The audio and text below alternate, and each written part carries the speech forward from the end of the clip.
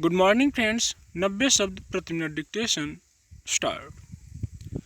मुफ्तखोरी की संस्कृति एक प्रतिकूल परंपरा है जो न केवल राजनीति बल्कि अर्थव्यवस्था को भी नुकसान पहुंचाती है। 15वें वित्त आयोग के अध्यक्ष अर्थशास्त्री N.K. सिंह ने मुफ्त उपहार योजनाओं को लेकर कुछ वाजिब सवाल उठाए हैं। साथ ही यह भी कहा है कि अभी मुफ्त योजनाओं के अर्थ में बहुत अस्पष्टता है।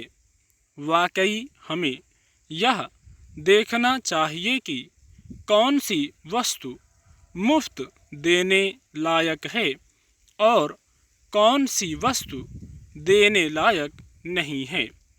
मिसाल के लिए, सार्वजनिक वितरण प्रणाली को मजबूत और व्यापक करना, रोजगार गारंटी योजनाएं, शिक्षा के लिए सहायता और स्वास्थ्य के लिए विशेष रूप से महामारी के दौरान परिव्यय बढ़ाना सही है।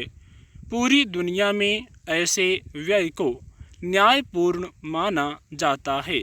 यह बात किसी से छिपी नहीं है कि दुनिया में गरीबों या अभावग्रस्त लोगों की संख्या कम से कम 1/4 है।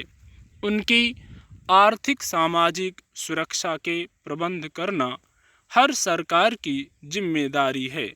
कोरोना के समय भारत में ही 80 करोड़ लोगों तक मुफ्त अनाज पहुंचाने की कोशिश हुई। उसकी निंदा भला कौन कर सकता है। कई बार लोगों को मुफ्त सेवाएं या वस्तुएं देना जरूरी हो जाता है। ऐसे में N.K. सिंह का इशारा बिल्कुल सही है कि जरूरी और गैर जरूरी के बीच हमें फर्क करना चाहिए। सरकारों को यह सोचना ही चाहिए कि मुफ्त योजनाएं लंबे समय में अर्थव्यवस्था, जीवन की गुणवत्ता और सामाजिक सामंजस्य के लिए कितनी महंगी पड़ेंगी। N.K. सिंह ने दिल्ली स्कूल ऑफ इकोनॉमिक्स के वार्षिक दिवस के अवसर पर साफ कहा है कि मुफ्त योजनाओं की प्रतिस्पर्धी राजनीति से हमें डरना चाहिए। हमें आर्थिक विकास की उच्च दर हासिल करने की राह पर चलना चाहिए। आज दक्षता की दौड़ ही संपन्नता की दौड़ है। ऐसी योजनाएं अगर बढ़ती गईं तो उन राज्यों का क्या होगा जिनकी अर्थव्यवस्था पहले से ही बहुत दबाव में है। सरकारों पर जो कर्ज है उसे भी देखना चाहिए। वस्तुतः कर्ज लेकर मुफ्त योजनाओं के दम पर राजनीति करना एक बड़े वर्ग के साथ अन्याय भी है।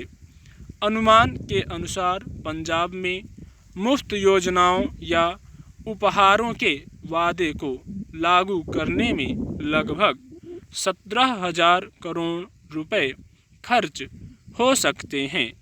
इससे GSDP के 3% के बराबर का अतिरिक्त भार पड़ेगा। पंजाब के सकल घरेलू उत्पाद में 50% से ज़्यादा तो ऋण है। मतलब मुफ्त योजनाओं से पंजाब पर भार बढ़ना तय है। उन्होंने एक और उपयोगी मिसाल दी है। राजस्थान की सरकार ने घोषणा की है कि वह पुरानी पेंशन योजना को लागू करेगी।